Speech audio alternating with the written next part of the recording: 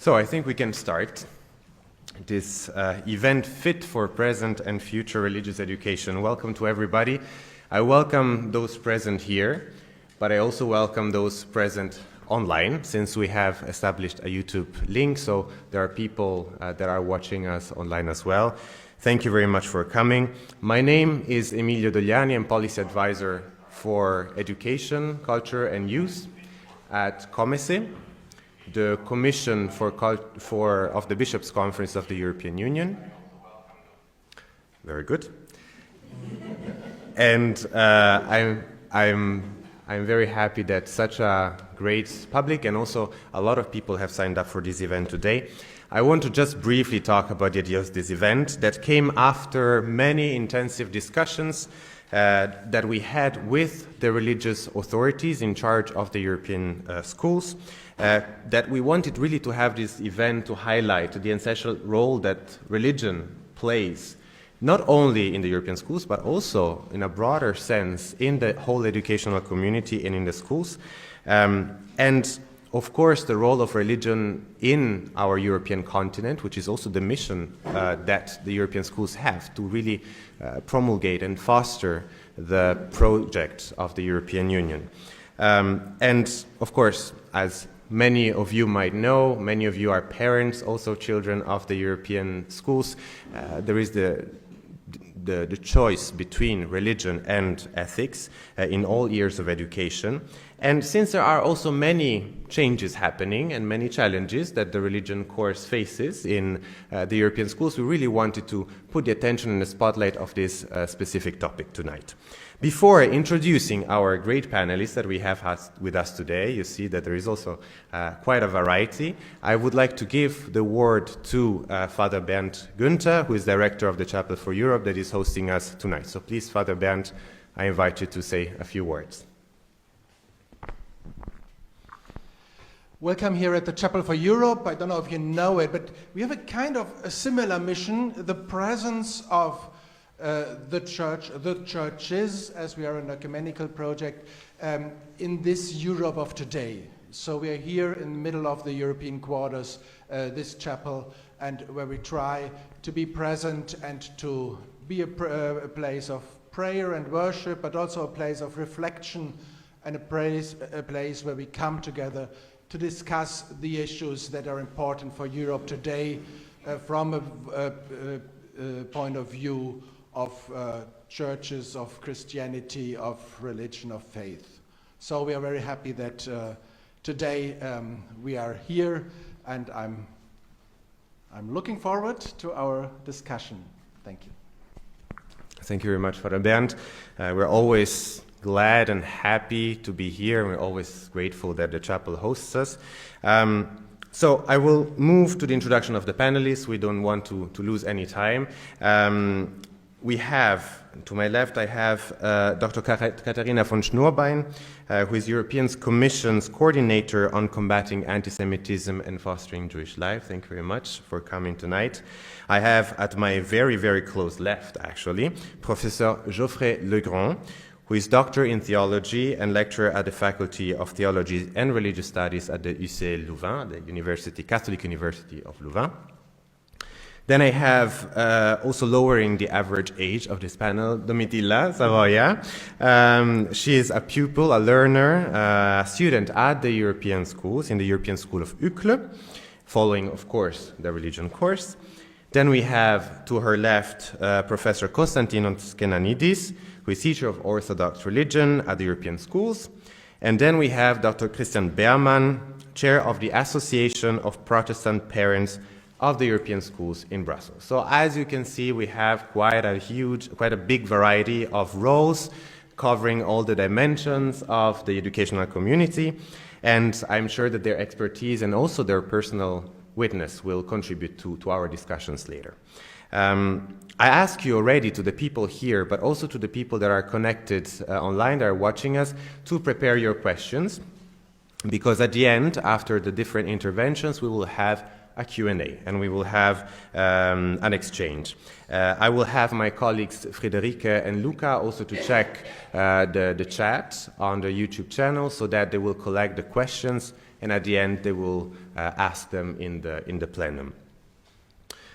We also have tonight with us EWTN Belgium, who is going to take a few shots and a few videos of tonight's event, so we're very pleased to have them. And the live stream will be available in the future, so do not worry, nothing of the rich discussions of tonight will get lost. Yeah, so I think we are good to go. And I will move immediately to the first speaker of tonight, Dr. Katharina von Schnurbein. You have a role in the European Commission. You are coordinator on combating anti-Semitism, fostering Jewish life. So my question to you would be, what is the role that you see in religious education that it can play, especially in strategies to combat, any form of religious discrimination in Europe, and why is it relevant today from your point of view? The floor is yours. Thank you very much. It's a real pleasure to be here with you. I would like to thank COMECE and the chapel and also the teachers involved for bringing this together. For full disclosure, I'm also a mother of 4 children in the European school. They attend the Protestant religion, but I myself, as a child, I attended first Protestant, then Catholic, and then I did my bac in ethics. So just so you know, this has nothing, in fact, for myself to do with the development of my faith, which is a different story. Yeah, I think I'm also here in a former role where I was responsible for the dialogue with religions and non-confessional organizations. As advisor to President Barroso, and in that sense I've been dealing with religious issues with great interest for many years. I think that in today's world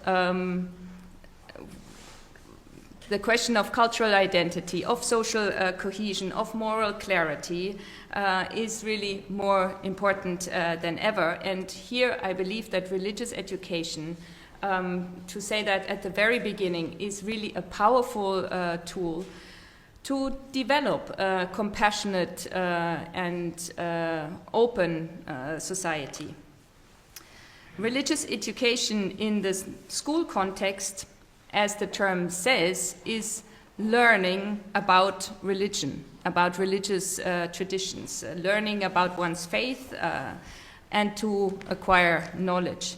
It encourages students to think critically, understand cultural narratives, and develop a deeper sense of identity. It is not necessarily or primarily, in my view, the transmission of a personal faith, although this can be a nice byproduct. And so I would like to briefly raise 6 different points in this regard. One is the moral and the ethical development. I think that one of the strongest arguments for religious education is the impact on moral development. Students exposed to regular ethical and religious instruction, exposed to compassionate parables, for example, or stories from their holy books, are likely to develop empathy, fairness, and a sense of social responsibility. This is not to say that you do not develop it when you don't have religious education, but I think that religious education really brings this to the fore, because it is the essence of religion, to be compassionate with the other. Religious education also addresses real life ethical dilemmas and moral challenges. What is it? How should I live my life? How should I live a good life? Why should I care about my neighbor? How should I stand up when my neighbor is, or my friend at school is being harassed, is being bullied? How can I develop the courage to do so? And I think this is something that is very well addressed through religious education. The second aspect is cultural awareness and also a respect for diversity. I personally believe before we can learn and appreciate other faiths, we need to know about our own.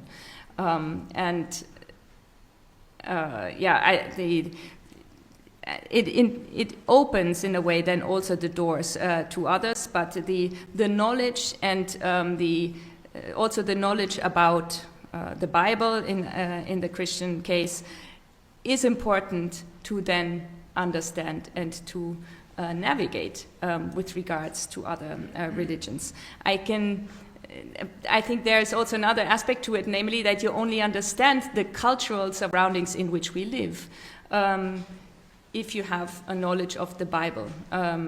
In Europe, this is certainly the case. The Bible is the reference. I can give you a concrete example. When I studied Czech literature in Oxford University, we were discussing a 19th century novel.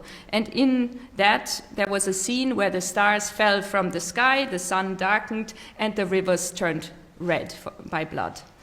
So you can think of this as a environmental catastrophe, or you have a click and you think of Revelation and the apocalypse, and it will give you a very different view of what the author was probably there to say. And in my view, actually, you probably don't do justice to the author if you don't understand this link.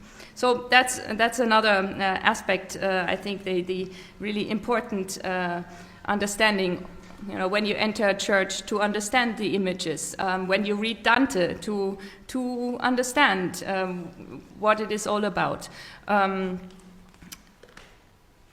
And then it makes so much more sense to look also into other religions. And I personally, from my current job, which I have been in for the past 10 years, have learned a lot about my Christian faith by engaging with the Jewish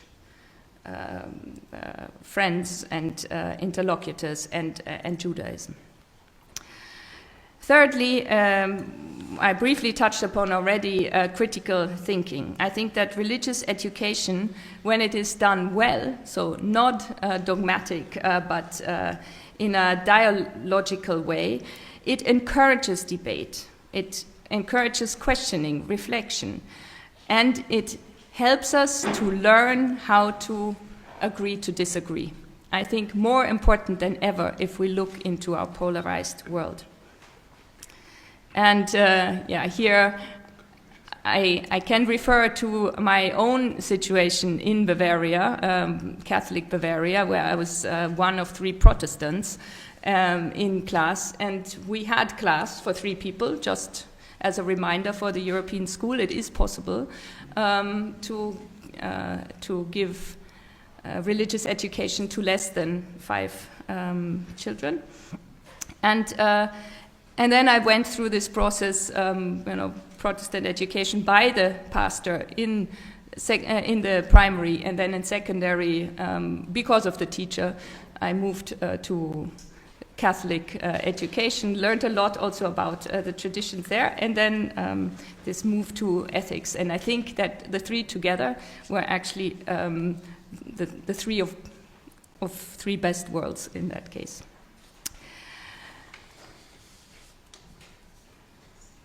Then the 4th aspect is that there is a lot of different studies in how far religious education, knowing about religion, also praying, helps with regards to mental health, with regards to having an identity, being rooted in something, and I think that's another very important aspect that is in particular important in a world where a lot of work and a lot of engagement takes place online.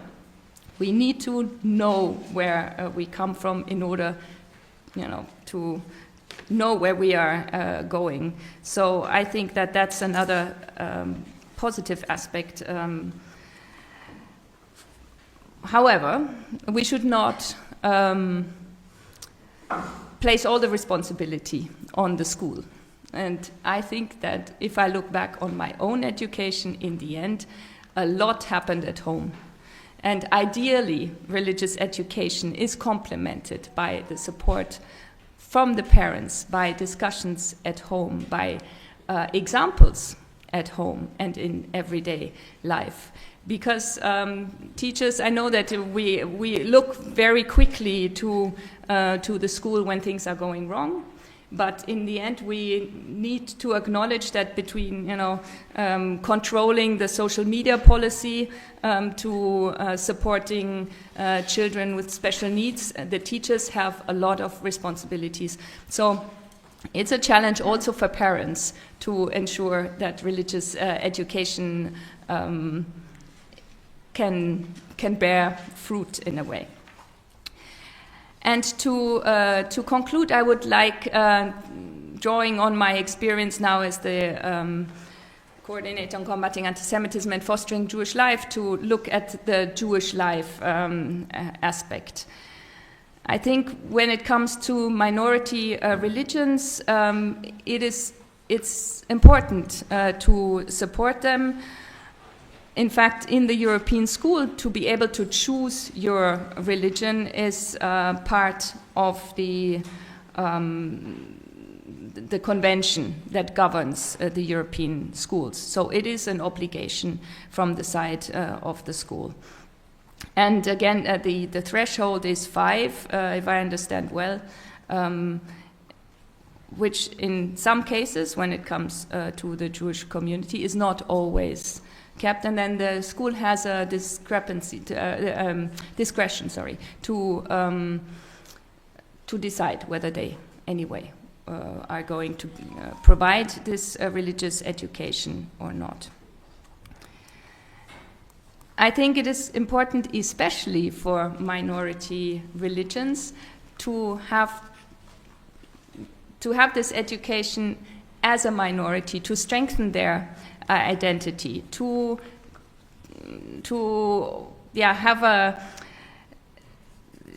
also learn how they interact with mainstream society and how they can contribute to that society. In the Jewish case, the rich cultural heritage that they bring to the table, and of course also the very painful and tragic abyss that they went through in the Shoah. And to come to terms with this, I think is very important to provide religious education, especially also for minorities. I think there is also another aspect that is true, certainly for the Jewish community, but I would think also for the Muslims, that when you are aggressed because of your identity, if you experience an incident against you, an anti-Semitic or anti-Muslim incident, you are probably more likely to raise this issue in the safe space of your own friends, and knowing that the person that is standing in front will understand. And you don't have to explain why, when someone makes a strange remark about Israel, which is the most common form of anti-Semitism at the moment, it actually goes to your identity, even if you are Belgium or German or whatever, but there is a link, and that needs to be recognized. And so that is even, by the way, true in the real world. We see that Jewish victims of anti-Semitic incidents prefer to record their incident with a community-based institution, and I think this is very important to recognize. Finally, and that's my very personal, maybe a bit of a provocative idea as well, that when we look at the Jewish community today, it is very small, but it's not small because Jews found a great life elsewhere, but because they were brutally murdered here on European soil.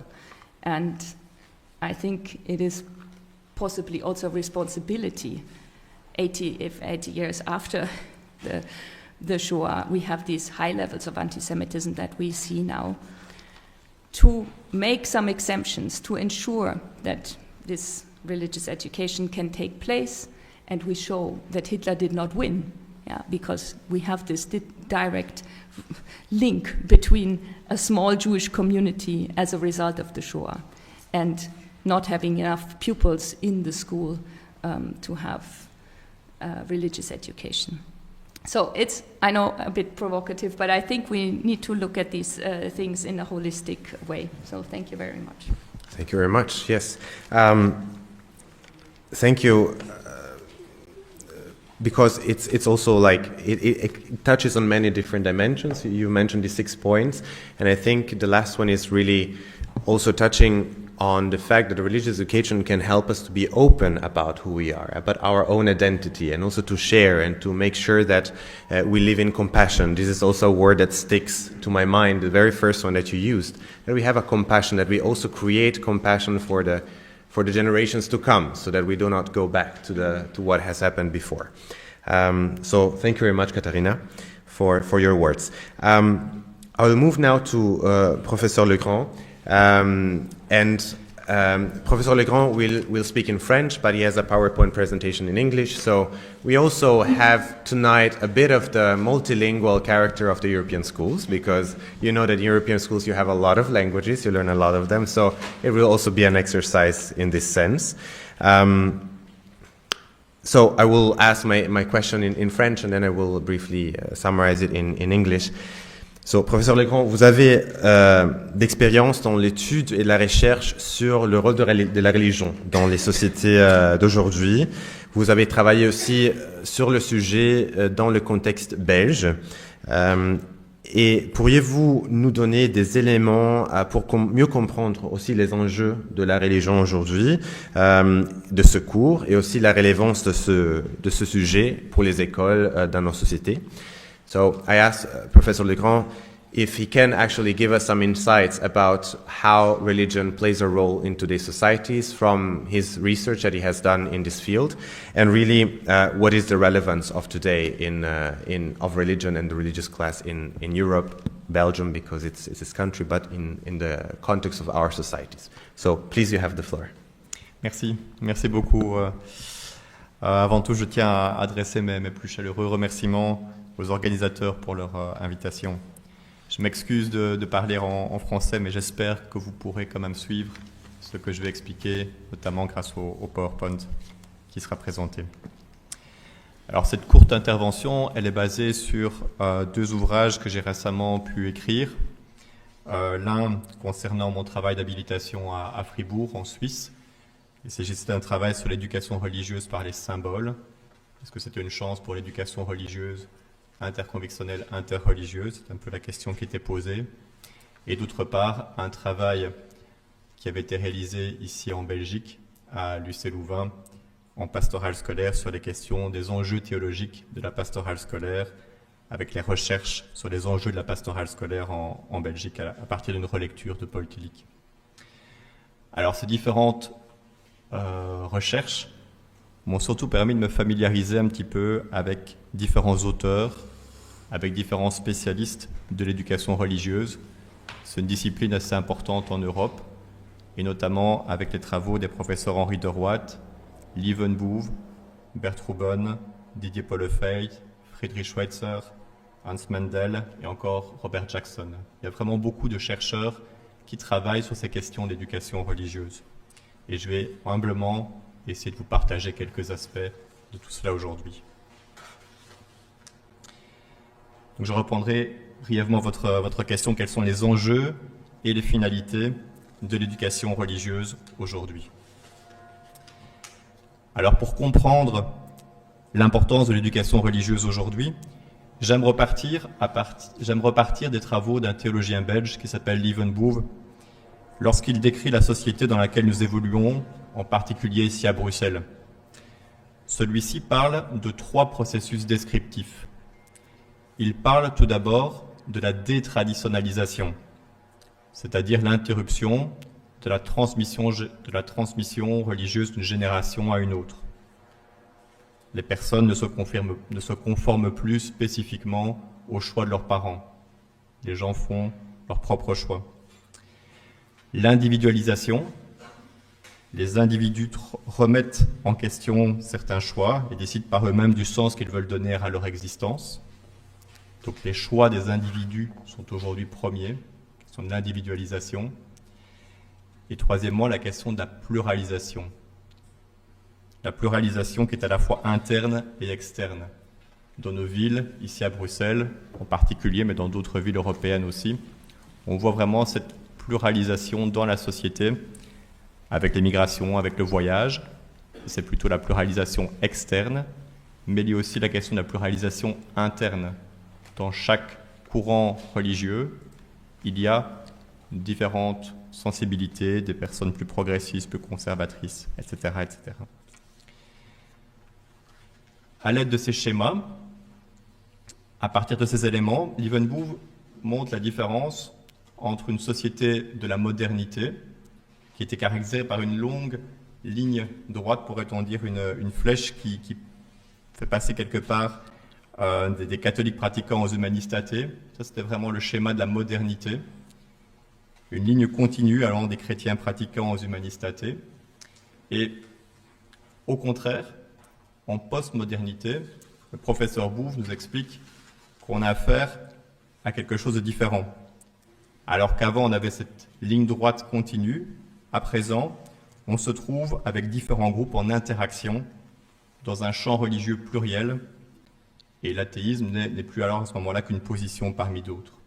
Et donc sur Bruxelles, mais dans d'autres grandes villes aussi, j'aime parler pas simplement d'une sécularisation, mais d'un contexte vraiment de pluralisation, de pluralité, de pluralisation, avec un réseau complexe de positions philosophiques et religieuses qui sont toutes en interaction. Vous voyez les flèches normalement sur le schéma.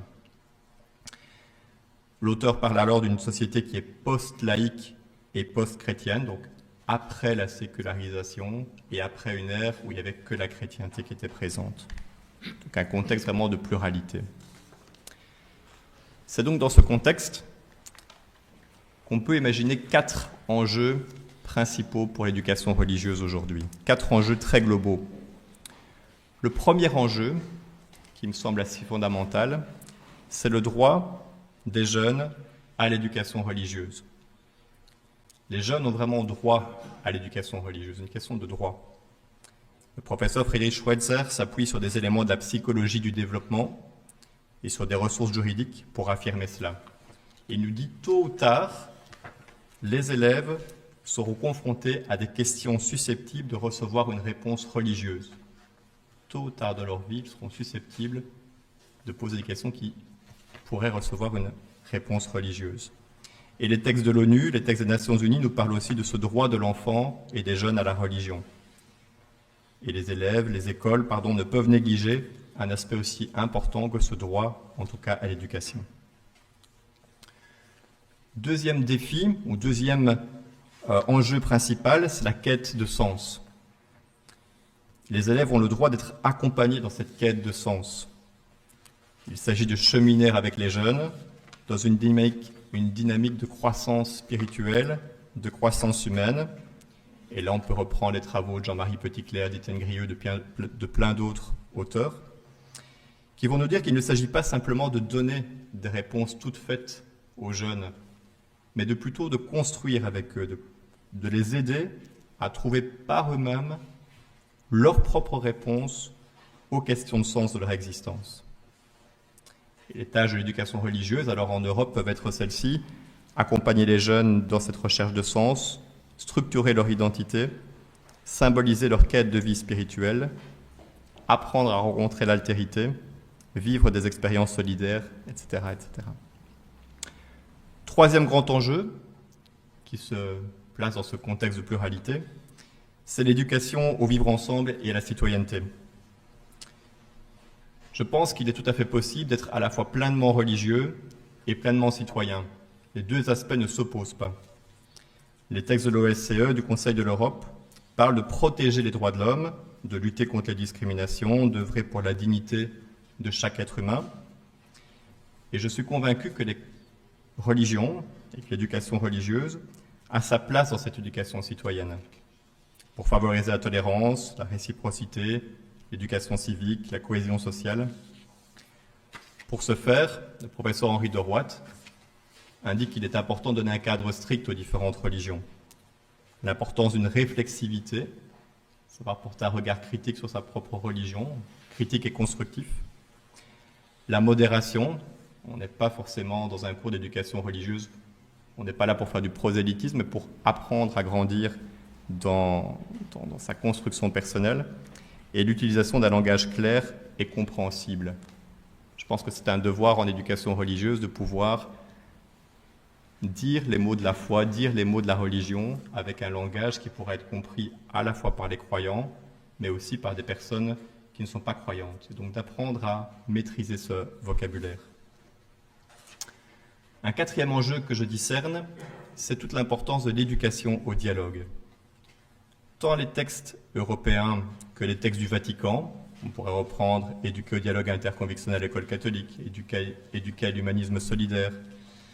Dans tous ces textes-là, on retrouve souvent l'expression d'une grammaire du dialogue. Une éducation du dialogue favorisait une grammaire du dialogue. Ils encouragent une approche dialogique, apprendre à vivre le dialogue dans la diversité. L'option que je préconise ici n'est pas du tout une approche de l'extérieur des traditions philosophiques et religieuses, mais plutôt de l'intérieur. Apprendre de l'intérieur à parler de sa propre religion, dans un cadre qui permet de comprendre des racines communes, comprendre les différences aussi entre nos différentes religions, et de contribuer ainsi de façon plus efficace à l'édification d'une société qui apprécie la diversité, favorise le respect, la fraternité et la cohérence, la cohésion et la coexistence pacifique. Enfin, j'aimerais rappeler qu'il y a un double but à l'éducation religieuse dans ce panel européen des textes que j'ai pu regarder. Et là, je me réfère au professeur Hans Mendel, qui parle donc d'une double finalité de l'éducation religieuse. Il nous dit d'une part que ce qui est important, c'est de construire des identités, construire les identités des jeunes, leur apprendre à savoir répondre de manière personnelle aux questions existentielles que l'humanité s'est posée tout au long de l'histoire, depuis les origines jusqu'à aujourd'hui. Et ces questions existentielles peuvent recevoir une réponse religieuse. Les germanophones utilisent souvent le terme de Bildung, de formation, d'éducation, même si on ne sait pas vraiment traduire ce terme. Donc il s'agit de clarifier sa relation à soi-même, aux autres créatures et à la transcendance. Et d'autre part, le deuxième but, c'est celui d'une gestion de la pluralité. Il s'agit de gérer la diversité culturelle et religieuse, c'est-à-dire apprendre à émettre des choix judicieux pour participer à la vie citoyenne, participer à la construction d'un monde plus juste, plus fraternel, plus démocratique. En somme, il s'agit d'apprendre à façonner le nouveau nous, la nouvelle communauté sociétale, pourrait-on dire. Voilà pour ces quelques aspects qui, j'espère, permettent de répondre un tout petit peu à cette question vaste. Thank you very much, Professor Legrand. You've touched upon many things. I think the very last point about the Bildung, about really building identity formation, that's important. We see more and more polarization in our societies, and if we do not build first what is there, not as juxtaposed identity towards others, but as relation also to others, then nothing will really change. And thank you for this. I will move now to Domitilla. Domitilla Savoia, she's a pupil, as I said at the beginning, at the European School of Uccle. She's in the very last year of secondary school. So she was telling me earlier that she has already done some exams because she is in the last exams phase. So I really thank you for being here. I hope it doesn't add more stress to that. Domitilla, I think it's interesting to know from your direct experience, personal experience, what made you choose the course of religion at the European schools, and also why do you think it is important not only for you but also for your classmates? So yours is the floor for your witnessing. Thank you. First of all, I would like to thank you for inviting me and and it's an honor to be here. And well, I hope also as a young teenager, I hope to give you an insightful contribution to this discussion. So as you just said, yes, I just had 3 exams, so I've just jotted down some of my points, so sorry if I'm not really systematic, but I have a lot in my head now with the back exams. But to be honest, before coming here, I just talked with my mom, and we were just together in the kitchen, and I remember this time, and she asked me, okay, Tilly, so if you had to talk about your religion and your education on the specific subject in your school, what did it give you? And so it was so easy for me to talk about topics and what it actually give me. So I think it shows how enthusiastic and how important it is in our lives and in my life, especially in the last 2 years of my school years. So first of all, I would like to start with emphasizing that I think that it meant a specific bond, not only to me, but also to the students of other language section, being able to reach out, to talk to others that have a common faith and a similar view of life. And I think nowadays this means a lot, to have this bond and to have this connection with other pupils. And especially in our European school where diversity and inclusiveness is such a central value. In fact, it is difficult for me to understand why we wouldn't promote this inclusiveness through the religion classes. And personally, I think that as a younger child, one would not fully understand the essence and the profound concepts of religion, which start to be clear when we are in the 7, 6 years of our lives and for teenagers. So it's the 2 last years of the European school.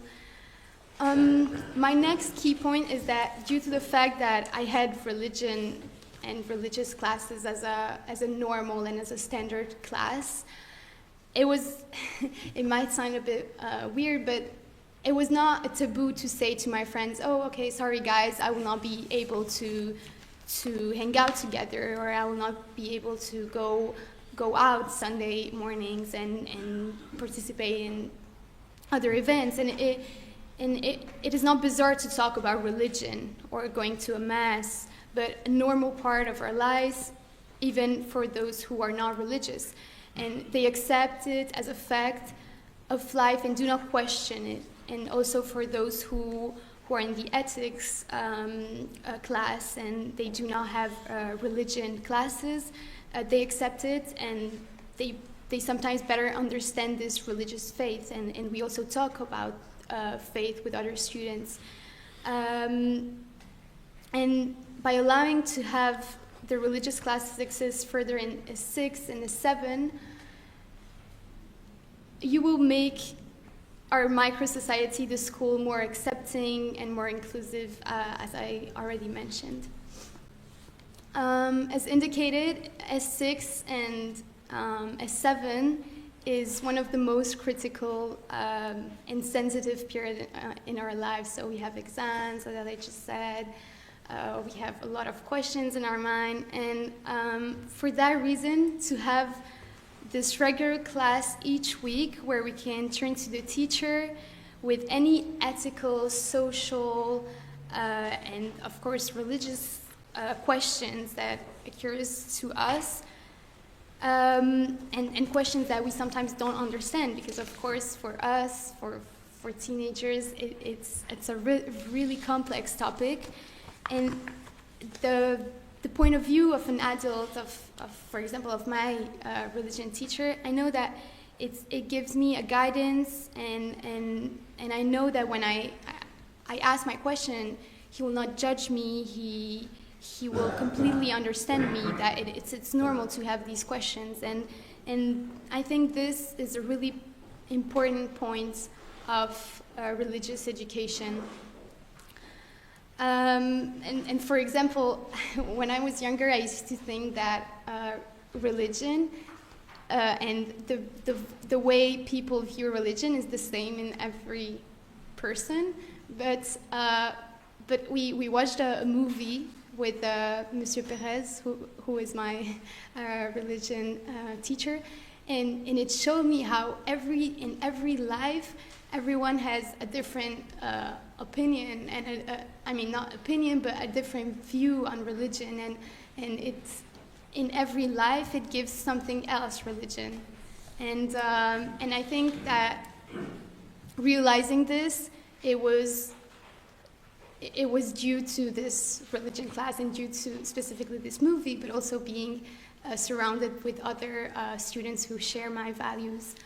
And as a specific point, I would like to share my opinion that in a 6 and a 7, the religious classes, if the religious classes would have ceased to exist, for me it would have been a feeling like that the class and that subject does not really matter in the adult world, and it does not very have an important role and an importance in this world of adult life. And I mean, sorry, we talked about the role of the parents, and as it was mentioned, and I'm honored and I'm grateful that I have a family who had taken me to the Mass almost every Sunday. But I know that a lot of my classmates and a lot of other students in our school, the religion class is the only time where they're in touch with religion, and it's the only time where they can raise their question, where they can reflect a bit more on what it represents for them, this class, and what it actually means, religion and faith in God. And teenagers goes along almost every time with social media.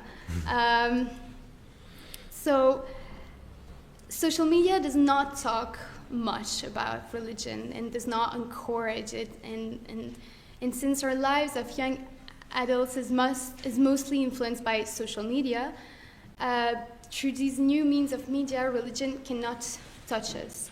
And I would even say it would not reach out for us. And however, with all the mental health issues, all the problems that students face, all the exam stress we hear about, and this whole stress that we have on us and the anxiety that we feel are partially also due to the harmful effect of online platform. But the religion classes, on the other hand, it gives us a much happier world where we do not focus on violence, we do not focus on war that happened, but on a more positive world. In addition, I would like to underline that I enjoyed the religion classes also for the reason of approaching many current topics. So we hear a lot as teenagers about contraception, abortion, drugs, the origin and the sense of life. How can the religious concept on creating the world coexist with the scientific explanation? And these are really valid questions that we sometimes do not know where to raise up. And these topics, questions, are worth talking about, and especially when we're 16, 18 years old. And I think that to touch upon these questions in the religion class is a specifically precious and is specifically precious way to raise these questions, because they will give you the answer through the same perspective and through the same view of life that I have and that we have as our religious pupils.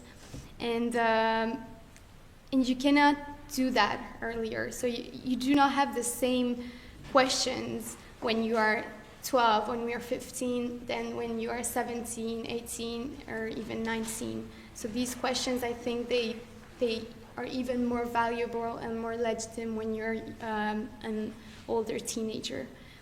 And another specific point is that religion classes at that age also help me to be more receptive and giving. It's a bit, silly or less. It's more of a secondary point, but I think that all the charity work that I've done through religion classes, we've done so many projects like Action d'Amiens or any other project that is not specifically linked to religion, but the religion classes gave me the opportunity to be involved in that. And that also enabled me to be more engaged as a citizen. And when actually filling out the university applications for France, I saw and I learned that this engagement, the so-called citoyenneté, is a factor, a skill that is regarded very well. And the religion class was not just another class, but we actually learned to have a responsibility in our society.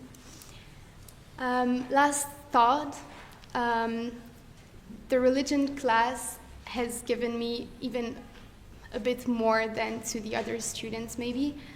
In our class we had a terrible tragedy. We lost a classmate this year, and after the tragedy, of course we had to move on. We had to go back to studying and taking exams and go back to normal life. But I remember that something still bothered me after this tragic event, and I felt like everyone almost forgotten what happened with this boy. And I remember after the tragedy, for 2 weeks we didn't have religion classes because of a project. But when we finally had again classes, our teacher spoke about the sad event, and we even said a prayer in my religion class.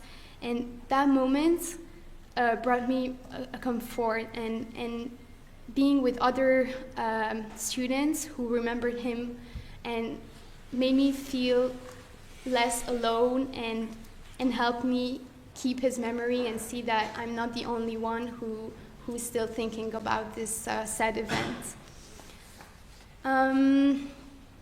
To conclude, I would like to say that at the last 2 years of school and of high school, we doubt things even more, as I said. As late teenagers, we tend to question, to challenge everything. But that class also has given me the possibility, not only for me, but for someone else that I specifically know, to be able to ask certain specific questions about his faith, and which he could not ask anywhere else.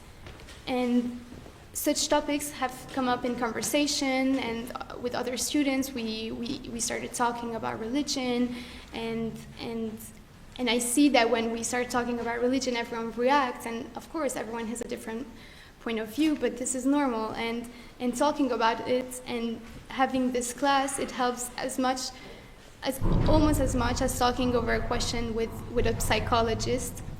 And if you're in that class, you do not feel alone with those questions. You do not feel like it's a problem in your head. It's something that you can raise up naturally and no one will judge you. And for me, it is unimaginable to have spent the school year, and this specific school year, without the religion classes.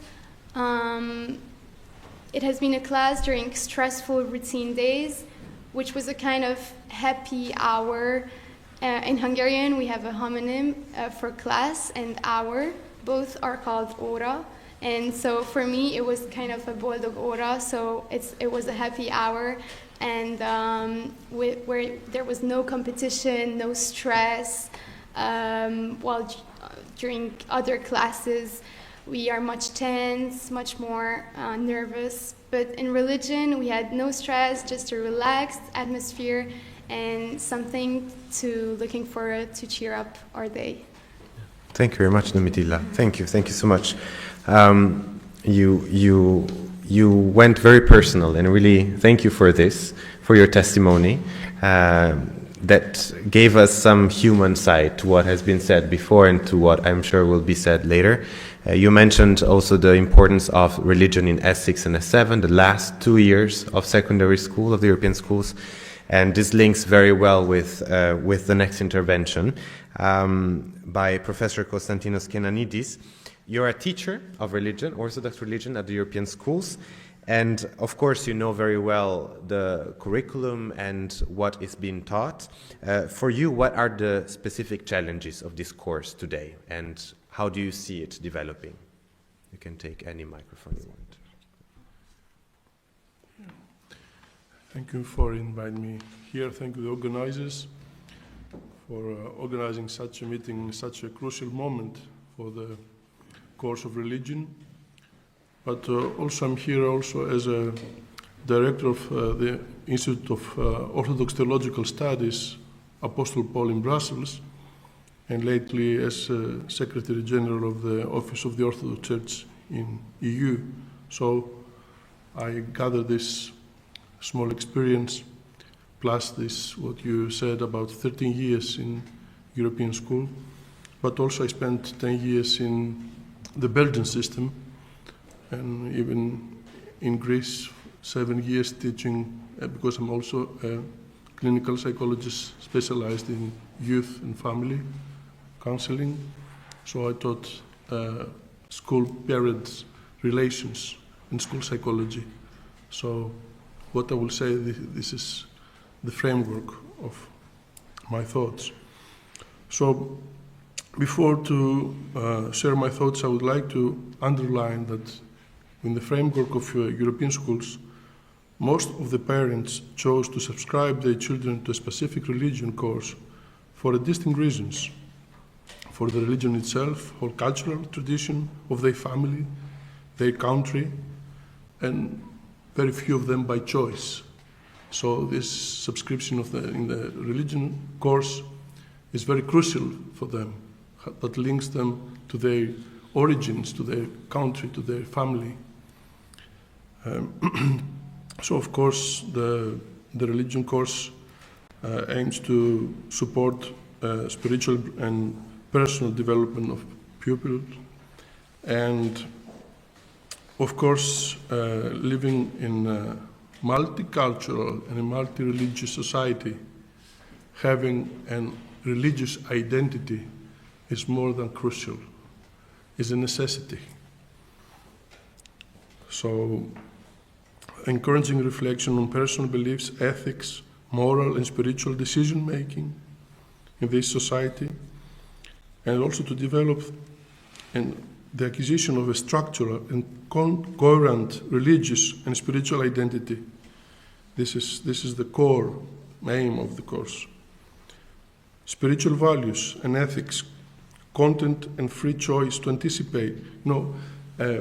I'm thinking, because we talk about ethics and values, and ethics, let's say in the Orthodox framework, but I think also in other Christian denominations, is not just when you impose some rules of do's and don'ts, is a free act to anticipate from what you receive from your relation with God. So in these terms, we try to give to our children criteria. This is the education, not to impose, not to convince, but to inspire. To inspire. This is the main goal, the aim of each teacher, not in European schools, in any school who teaches religion course. But in order to inspire, you have first to live what you say. Otherwise, you present to the children another ideology. And she knows better than me that ideologies, they had enough of ideologies. So you'll be rejected immediately. And of course, in a world of confusion, of values, young people, they need more than ever to clarify for what they stand for. not just in the years that they are at the school, but for their lives. So we took a lot of pressure to organize the program by the central office, and we organized a program according to the perception and capacities, cognitive and psychological and emotional capacities of each age stage, for P1 to S7. Maybe in the primary school, the parents will say, oh, every year we listen to the same thing. Yes, but in a different perspective, because the children, they have different capacities, mental, cognitive, psychological capacities, and they can learn deeper what is the values of their faith. And then in the S1, in the first year of secondary, also is the last year that we have the opportunity to do an introduction, but in the highest level, let's say, than the primary. And the S2, the second year, is the Old Testament, S3 New Testament, S4 history of church history, S5 liturgical life of the church. Why you go to the church? You know, when you go to the church and you don't know what's going on, it's a bad theater, and you look your watch to live, or you don't understand what's going on. So we try to explain to the students what's going on in the services and why. And S6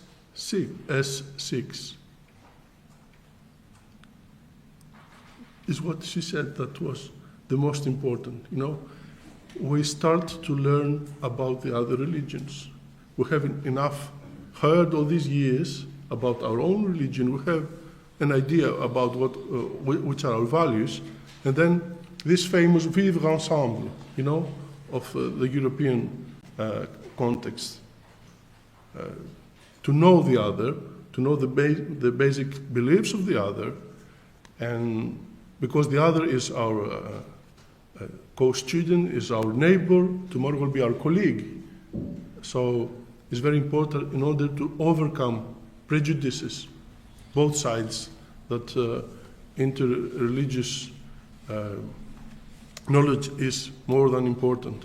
And myself, I can talk for myself, I give to my students in S6 to do their own research to the religions and to present them by groups. And of course we have in our school, in other schools, opportunities to go to visit different places of cult in all the 5 recognized religions.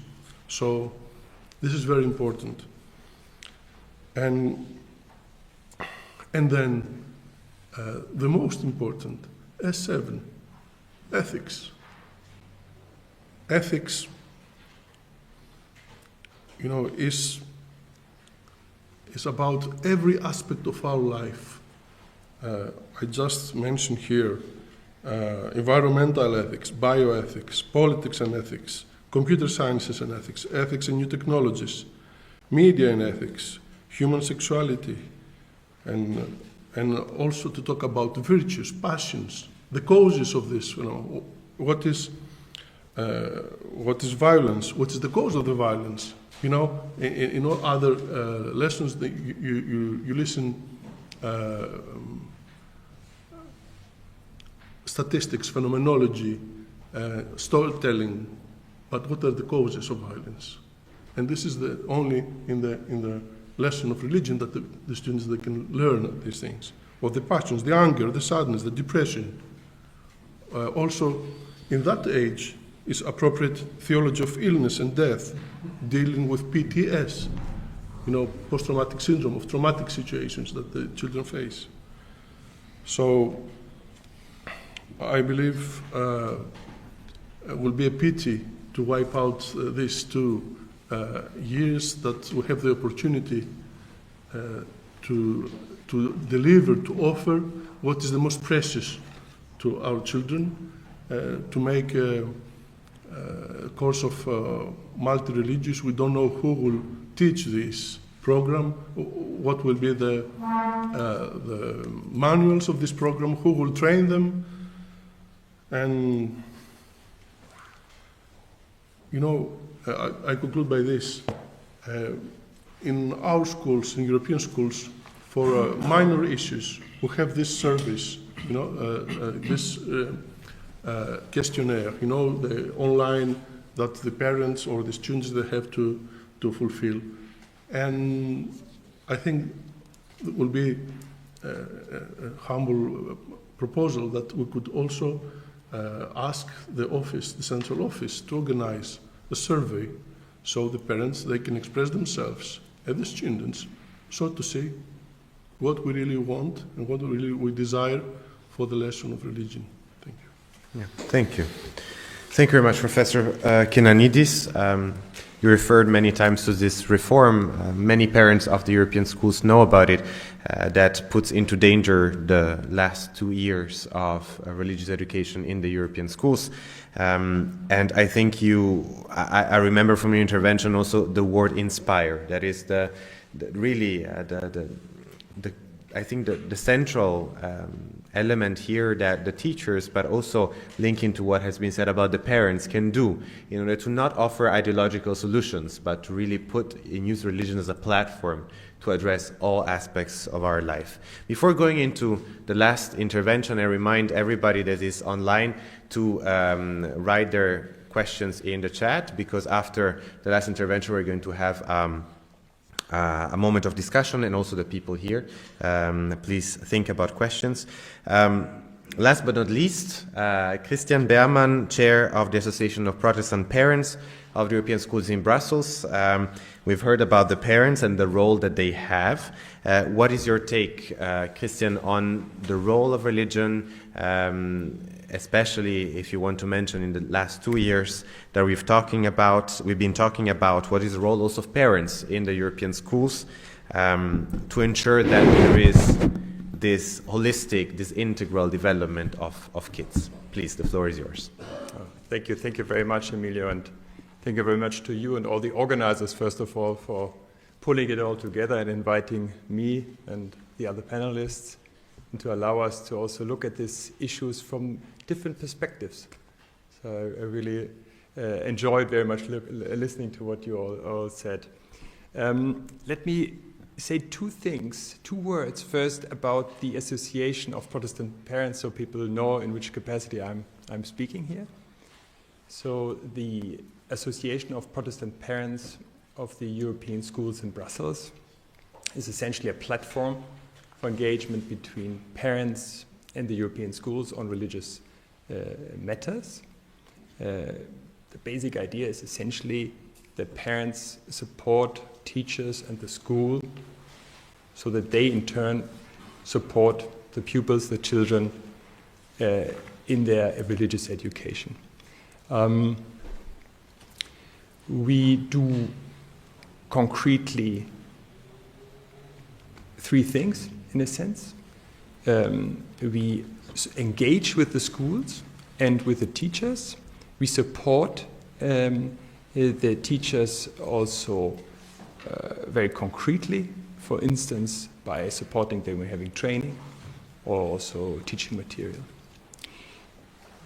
That's all about the association, but if you have questions, of course, I'm available later on. Now, what's the added value of religious education, and in the specific case also the European schools? And I would like to make 3 points. Many of the aspects, of course, have already been addressed in a sense from a different perspective. Here's my first point. Education is more than just an accumulation of academic skills, but it is something holistic. Education is something that goes beyond just the accumulation of certain facts or knowledges, but it is also about the cultivation of a human being with the dimensions of thinking critically. For instance, critical thinking was mentioned. The dimension of empathy, the dimension of navigating the complexities of our lives. So religious education can contribute crucially to that aspect of the education in the schools. That's my first point. Very concretely, and you mentioned it actually in your classes, it is a room to address very fundamental questions. Questions like, who am I? Why am I here? What's life all about? What is right or wrong? And that is a space that is not necessarily available for many pupils otherwise. Some have it in the family, but not necessarily. You mentioned it actually earlier on. So that's my first point. What I guess is the idea behind, at least from a perspective of a parent, the idea of the religious education in schools is that children begin to forge a robust sense of identity, but at the same time they're anchoring themselves in a rich cultural heritage. What do I mean by that? Of course, they could also address these questions in another context, and they do. They can. But one way to do it is to look at these questions through, on the basis of certain traditions, of certain common approaches that have been developed over the years. You mentioned some of them in the Orthodox Church, but there are others. There's a multitude. But that gives you a framework to address those questions. At the same time, of course, always bearing in mind that doesn't mean that you are intolerant to people of different beliefs. For many parents, this aspect of education is not a supplement, but it is an intrinsic part of a holistic education that they want their kids to get. So it's not just an added thing, but it's part of it. So that would be my first point. The second, why do we have religious education in the schools? Well, first of all, I mentioned it. The parents want it. The parents expect it. And I think you mentioned it. Many of us here in the European schools, or the pupils, they have parents coming from different countries. We live in a cross-cultural environment, a multicultural environment, and they actually expect the schools to provide a certain cultural aspect to the education of their kids from their home countries. So that's, I think, an important aspect for many parents. Another, it is, of course, a question also of identity. Identity is not only a question of geography or language, but it is also a question of deep values. And parents also want that aspect to be covered in the education of their kids. And then again, it's not only a question of identity, but religious education in schools provides also a safe place, a sanctuary for addressing fundamental questions. That's also very important for parents to think that their kids can get that in their school.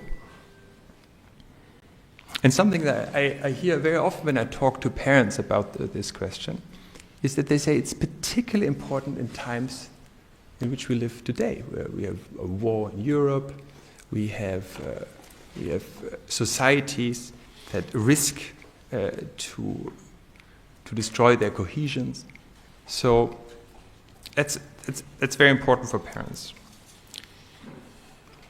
My third point would concern the how of the education. I talked about this unique space for children to grapple with fundamental questions about life, purpose, suffering. You mentioned the incident in the school of a classmate, morality. But some may propose alternatives. They may say, why don't you go for education, a non-dominational religious education? Our view of the association is that's well intended maybe, but it risks to fall short of providing the depth and the personal engagement that a confessional religious education offers. Teaching that only perceives religion from the outside, so to say, a bird's eye view, is running a risk of seeing it as a lifeless thing, something fossil, something for the museum. But that's not what many parents want their kids to experience. They don't want to have only knowledge about religion or many religions. But for them, what is really important is that faith at its core is about commitment. So it's about a profound trust and reliance in something that, yes, you believe. And this deep commitment simply cannot be achieved through a purely external, a comparative study. It was mentioned earlier that in order to understand others, you need to first understand yourself, if I can paraphrase more or less what you said, not so eloquently. But I think that's a very important aspect for many, many parents. So let me add two other aspects quickly, more broadly, about the specific situation in the European schools, because it was mentioned earlier as well. My first point is there's a high demand of parents to have religious education. And I like your idea about this questionnaire. Why not? I mean, let's do it. The second point is it's a big success story, you know. For many, many decades, we have religious education in the European schools. And people appreciate it. The institution appreciates, not only the pupils and the parents, but also the institution appreciates it. And it is important that we treasure this and protect this. You know, I know there's a lot. It doesn't stand still. Of course, we need to develop. So, in recent years, the Orthodox colleagues, the Protestants, the Catholics, they have renewed the Skillerby, so to bring them up to date, and they're very good, actually, this Skillerby. They're all online, so you can have a look. One last point about the issue about the plans of a reform that could also include in essence, the elimination of at least obligatory religious education in S6 and S7.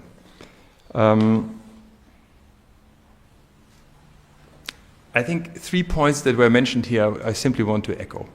First is, it is particularly in these last years that you can address the questions that we talk about at a level of complexity that is very satisfactory. So I guess missing out on that opportunity would be wrong. In my view, as a parent, I think it would also be unrealistic to believe that people preparing for their baccalaureate would in legions sign up to a course that is not obligatory. But more importantly, I think it would lack the recognition of the importance of this education as an intrinsic part of the holistic education. I think you mentioned this as well. It would simply give the impression that's not important once you're an adult. Well, the opposite is true. The opposite is true. So let me close by simply say 2 words about what the parents can do to do it. Of course, they can ask the schools that these courses are maintained and well-staffed and so on and so forth. They can engage with the teachers and the school administration to advocate for the program, but they can also participate, of course, in school events, ideally promoting concrete actions. Only a few days ago, we had the school parties in the school in Uccle and in Laken, and we we had a great stand actually selling cakes and cookies, and we not only raised a lot of funds for a very good project, Giraffe project, with the origins in it's on education, started in Kenya, but also we had a great fun. So I really liked that.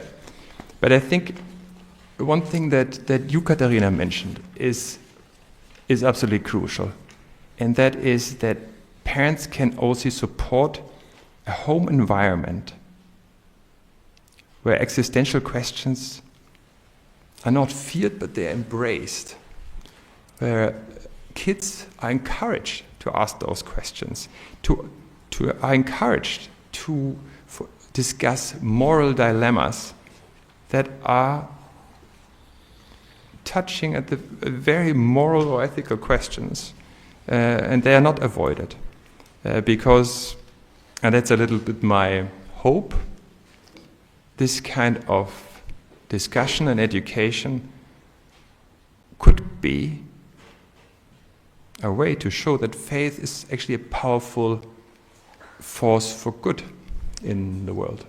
So I would like to Thank you very much, Christian. Thank you. Yes, embracing existential questions. It's something that more than ever adults have to do. So why taking it out in the last 2 years? Very good. I think we've completed a very diverse and very comprehensive table and panel of perspectives. I open the floor to questions for the audience.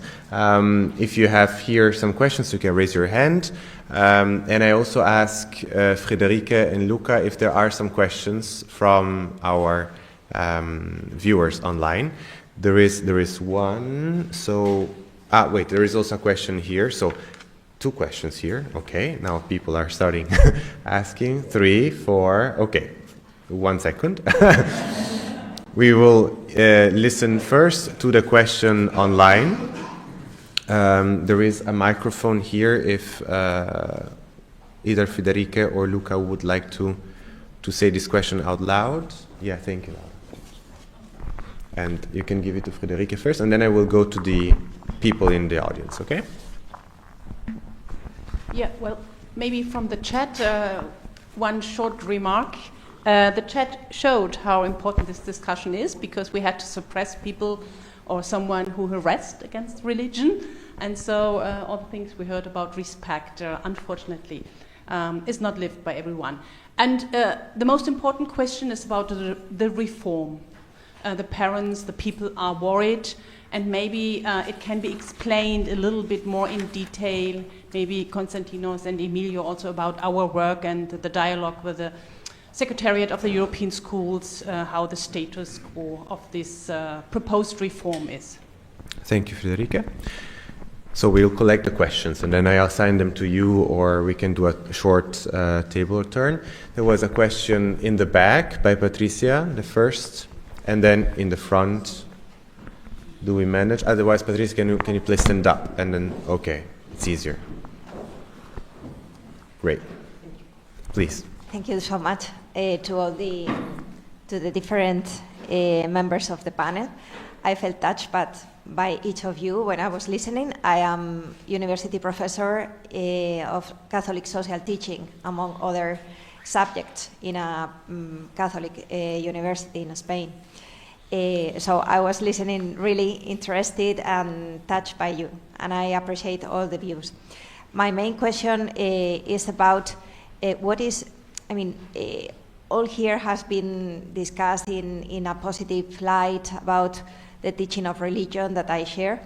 I would like to know if there is any difficulty, any negative view from the European Union about the teaching of religion. I would like to know if there's something that the European Union or our representatives are fearful of the teaching of religion, or if they are positive about it and they want to promote it.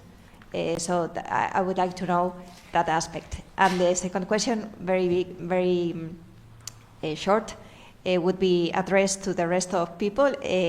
If you would agree or not about parents engaging in religious education. I know that life is crazy, and that we are like, I cannot reach my schedule is so tight and so on.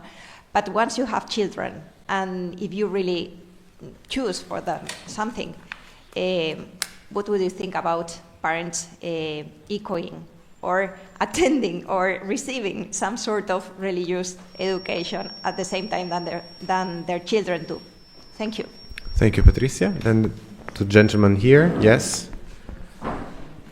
Thank you. I would like to make 3 very short remarks. The first one, Christian, I'm very happy that you chair the Association of Protestant Parents, but it's really a pity that it's not an association of Christian parents.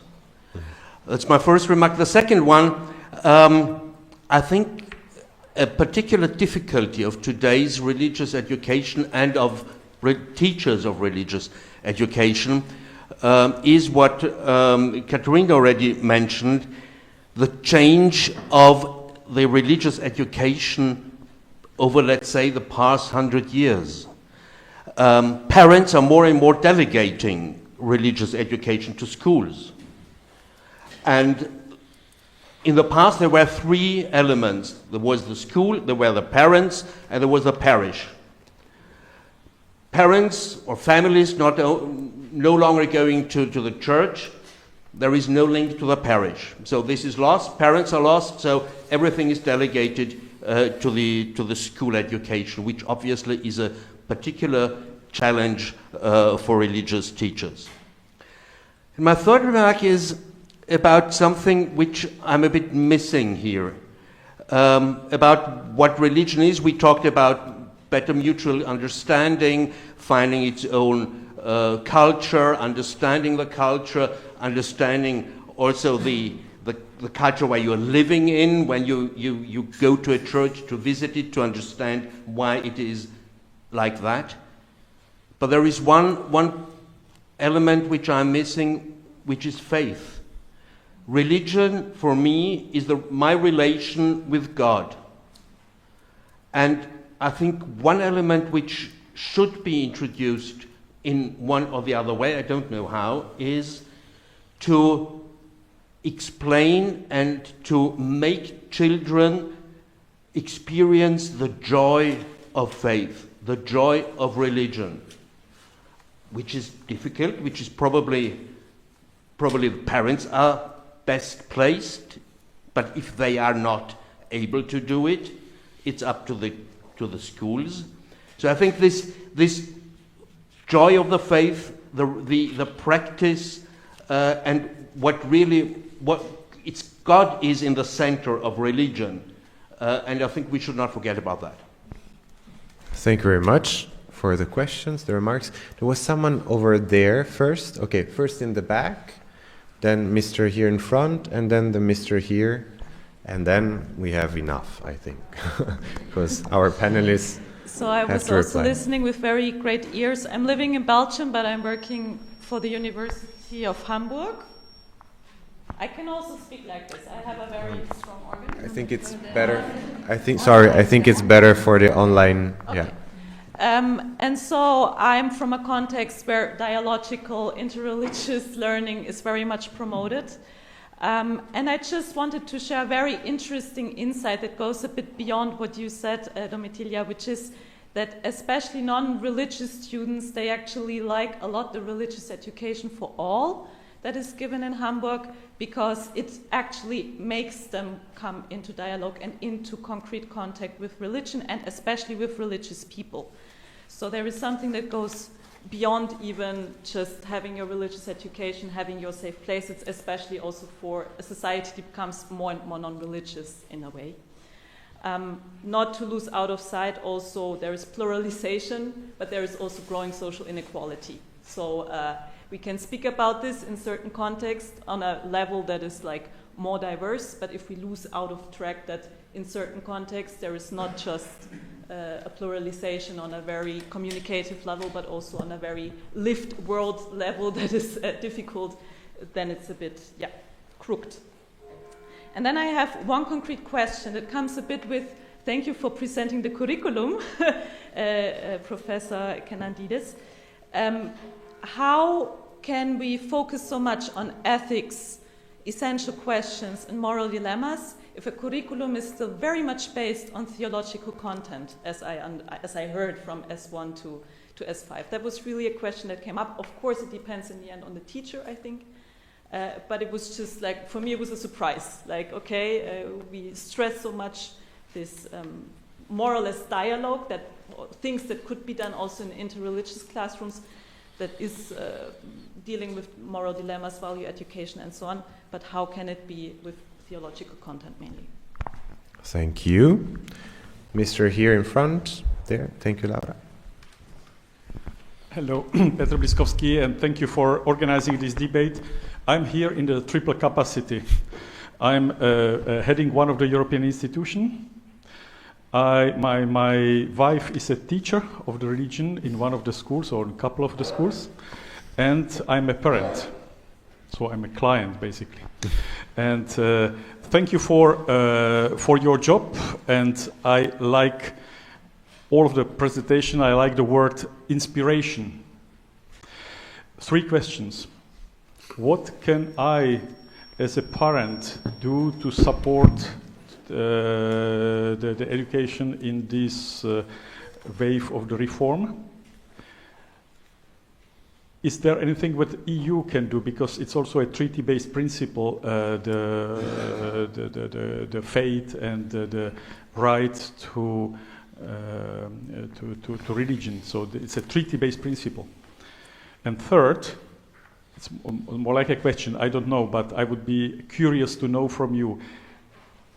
You are representing various denominations.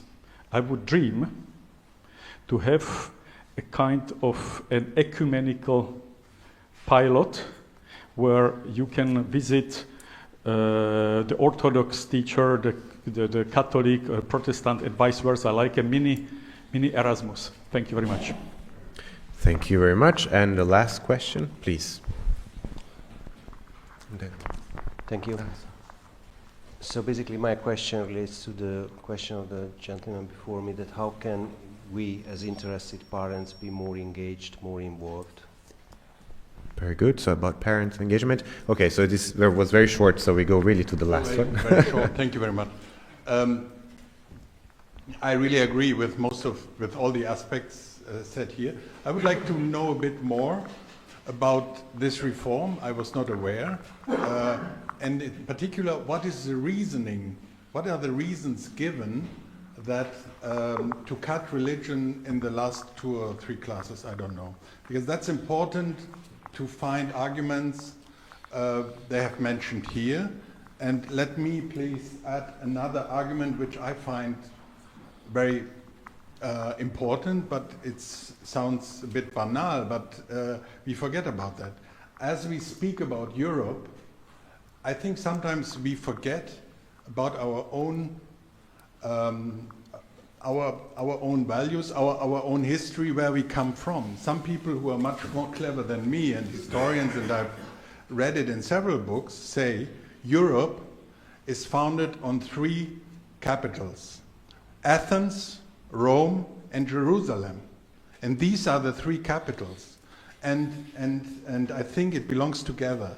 And we should insist on that with all the aspects mentioned here, ethical and so on. But either you believe or you don't believe, it's part of the European identity. And that's a point I would like to underline. Thank you. Thank you very much to everybody. Are there further questions in the chat? No? Yeah. Okay. Maybe one last? Yeah, very last. There is the question that someone says he or she heard a lot about space for existential questions. Religion education classes are such a space. And the question is, why is this exclusive to religion? It can be also a good example for philosophy. Mm-hmm. Thank you. So we introduce also not only ethics, but also philosophy into the mix. Very good. So, dear panelists, I will start with maybe Geoffrey, with this one question about also let's say the historical sociological change in how religion is taught.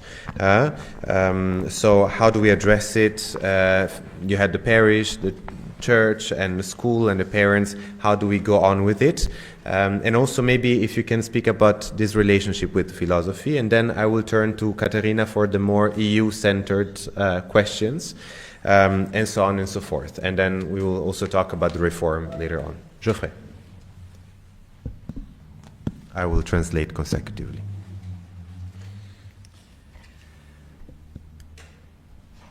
Moi, je répondrai peut-être à la question par rapport à la philosophie et par rapport à la question de la religion. Je pense que ce qui est important, et ça a été souligné aussi par différents intervenants ici, c'est l'importance de pouvoir répondre aux questions existentielles de l'intérieur des différentes religions. Pas simplement une vue de l'extérieur où on donne des informations. Certes, ça peut être quelque chose d'assez important de pouvoir donner des informations au sujet des différentes religions, au sujet des différents... Okay, there's a beep. Can we stop the beep? Yeah, perfect. Allez-y. Au sujet des différents sujets sociétaux, mais il y a toute une importance à pouvoir traiter les questions de l'intérieur. So I will maybe translate. So I think it is important, says Professor Legrand, to reply to the question, the existential questions, also in these relationship with philosophy, to the internal eye, and not only offer external descriptions or external motivations to what happens in our own life. L'importance d'avoir un enracinement. On parle beaucoup de questions de dialogue, questions de vivre ensemble, mais pour pouvoir entrer en dialogue, pour pouvoir faciliter cette citoyenneté, ce vivre ensemble, il y a d'abord un enracinement qui me semble assez important dans sa propre tradition, avant de pouvoir s'ouvrir aussi dans un deuxième temps. And there's also the importance of being rooted in one's own identity before we enter in dialogue with other traditions, other confessions, and other cultures. Thank you very much. Katharina, we had a few questions about the EU. Is there a negative view on teaching of religion? And also, what can the European institutions do to support the course of religion and the teaching of religion? Yes, I think here we have to maybe distinguish a bit between the EU as a whole and then specifically the European school. So when it comes to the EU as a whole, we have in Article 17 of the TFEU specifically a reference to religion and to the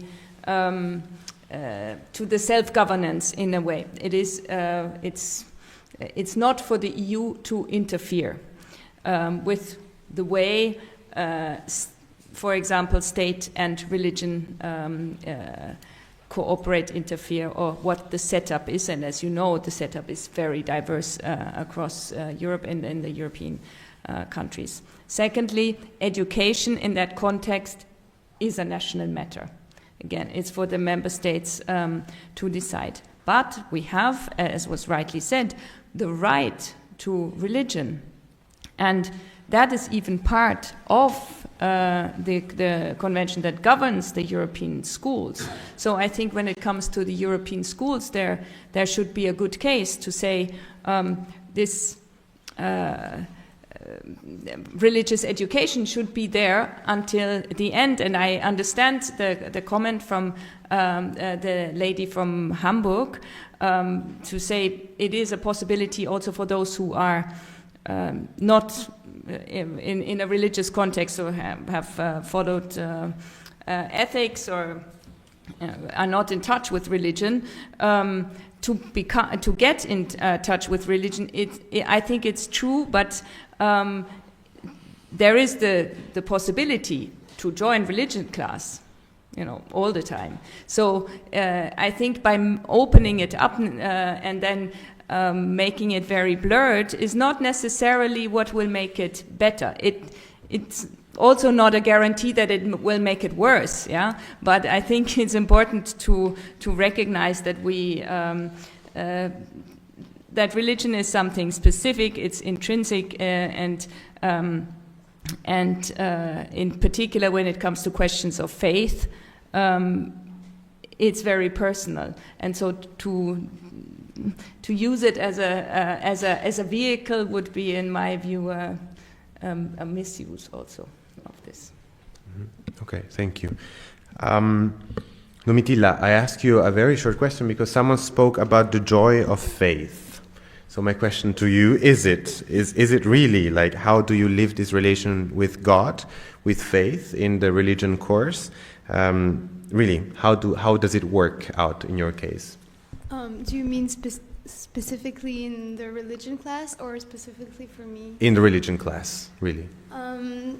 So as I mentioned, it's a really happy environment, and I think that being able to talk about things that we go out from our daily lives. So we don't talk about, I don't know, math, and then we talk about biology, but we talk about these really big questions, and it makes us feel like we're part of this complex world where each of us has a role and has an important thing to do, and I feel like this class gives this specific role to each of us, and we talk about it. And as I mentioned, we watched several movies that shows us the specific point, and I feel like, of course, we can do this alone, but watching this together, it gives you the joy that you can share this moment and you can share this value with others, and yeah, the fact that we live this together, it gives the joy, I think, and we don't feel alone in this world. So it's also a moment to experience your faith with others. Yeah, thank you.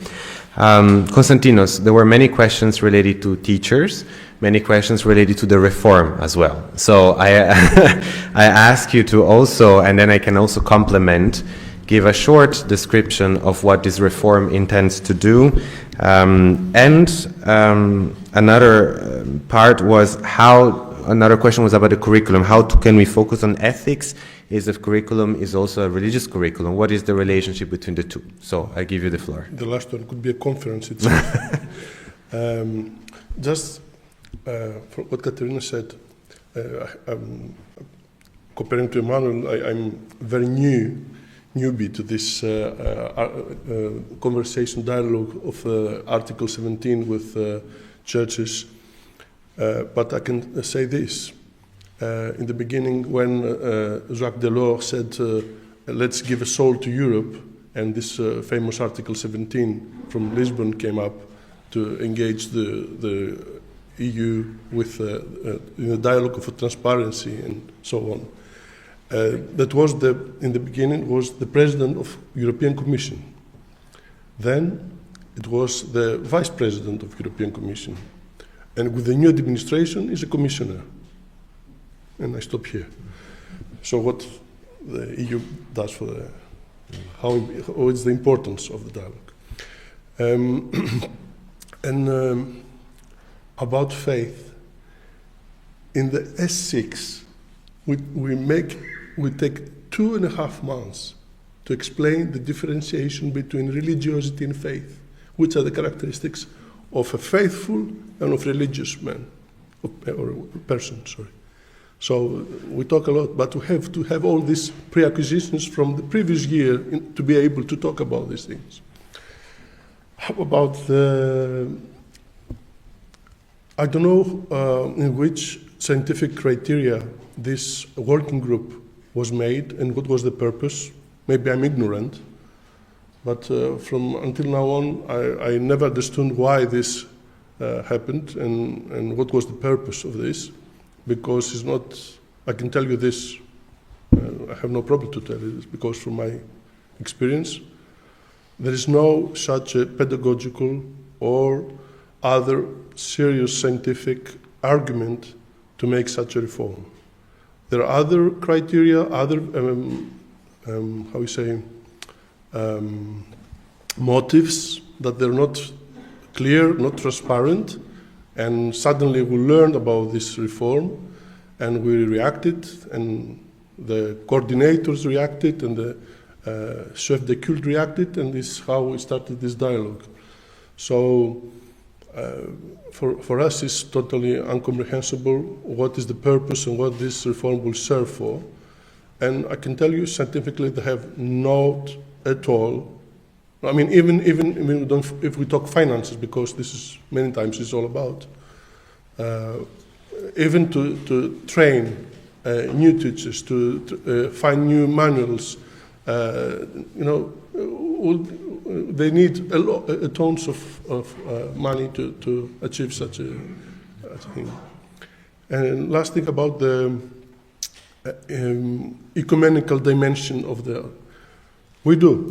we have our program, which is quite hectic, to go through all these subjects, but I went to the Protestant class to talk about Easter. Marian came to my class, and I went to the Roman Catholic class, and we go each other. We do together projects. Don't worry, in the measure of possible, we'll do our best. And it's not, it's very difficult to do these exchanges. A lot of procedures, a lot of bureaucracy. Well, I don't know if Thank you. I will.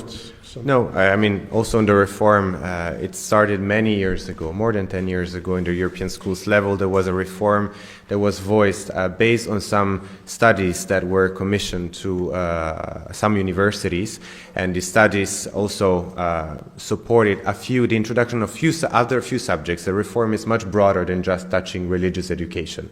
And it was also a survey that was carried out specifically on the topic of ethics, that said that this ethics course had to be revised, and there should be some alternatives created. And of course the alternative to ethics is religion, because the children can choose either ethics or religion, what they want to choose. During the years, the various reforms have started. There is a reform concerning biology, other subjects.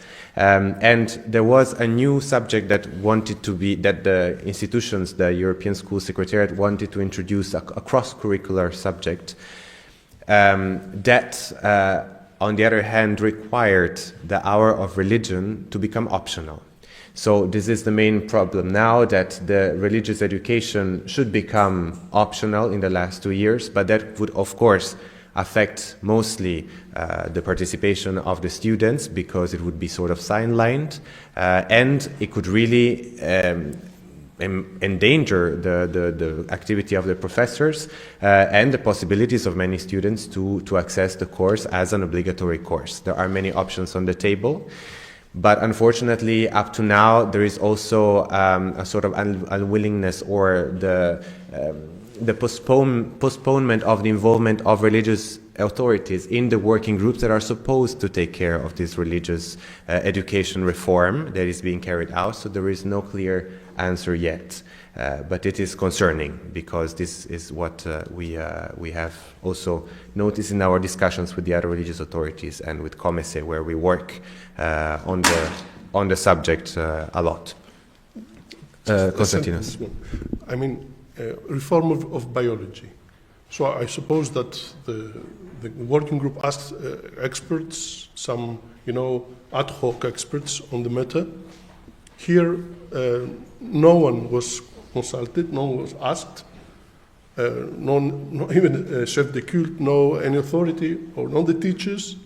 So this is, I mean, the question that many of parents, they wondering what is going on. Yeah. So we talked about parents. Christian, yes. Yours is the floor for the last one. We had some questions about how can parents support this religious education course, and really how can we go forward in this sense? Thank you very much. First of all, just to confirm what you said, and I can say this as a parent, but also I hear this from many other parents, they're very grateful for all the efforts that you do to work together with other denominations and stress this ecumenical approach, or interfaith approach, actually, because it's not only Christian. So that's great.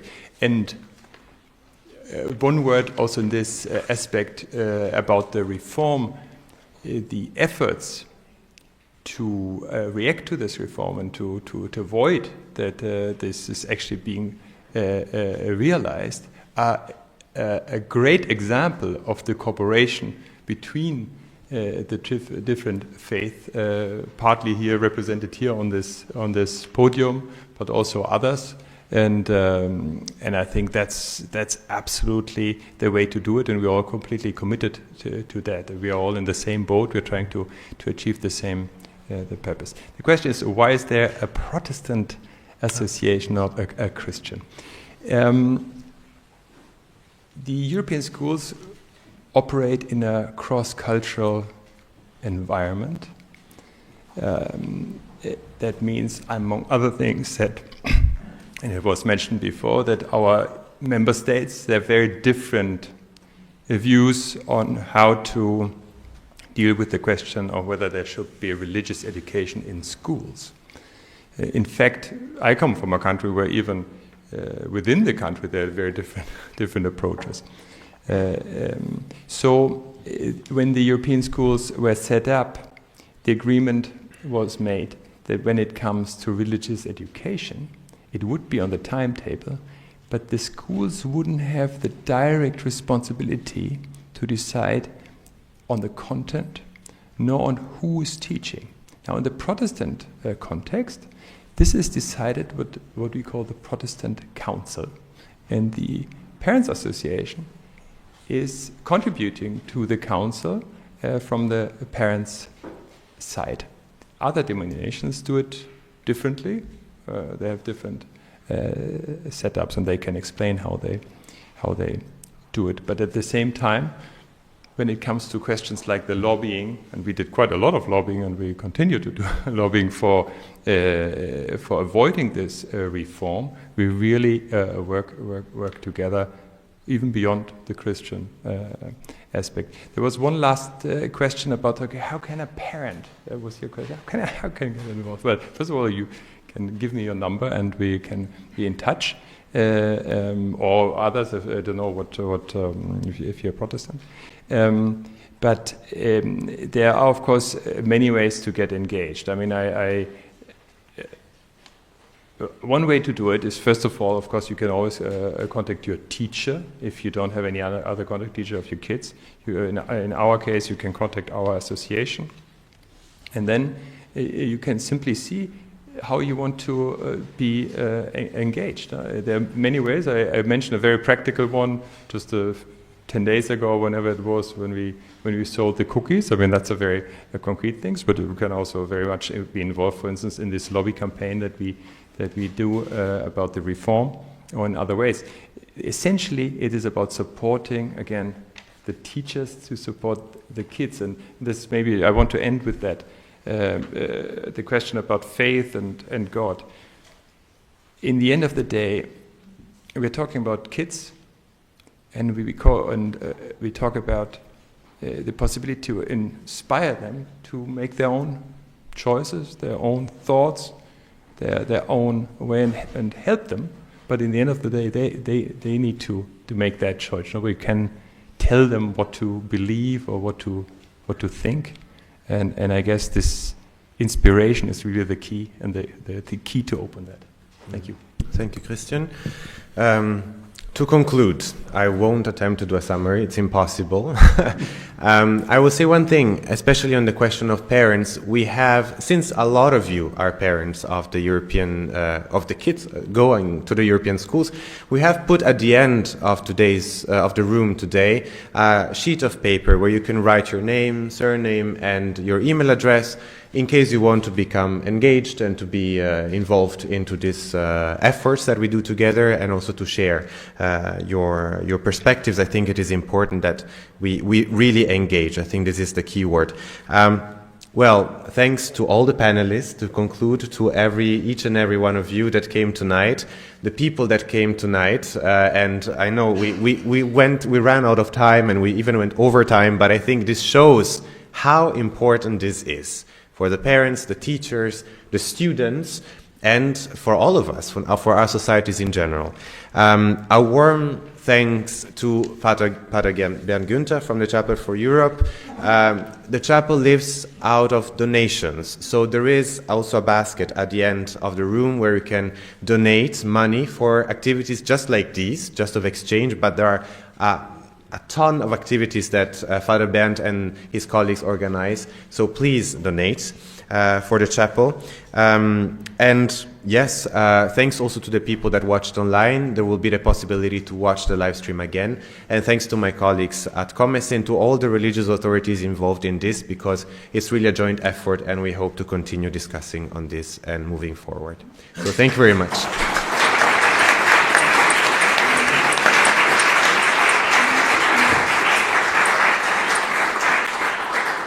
For the people in the room, there are refreshments downstairs that allow us to share not only thoughts but also food. So you're welcome.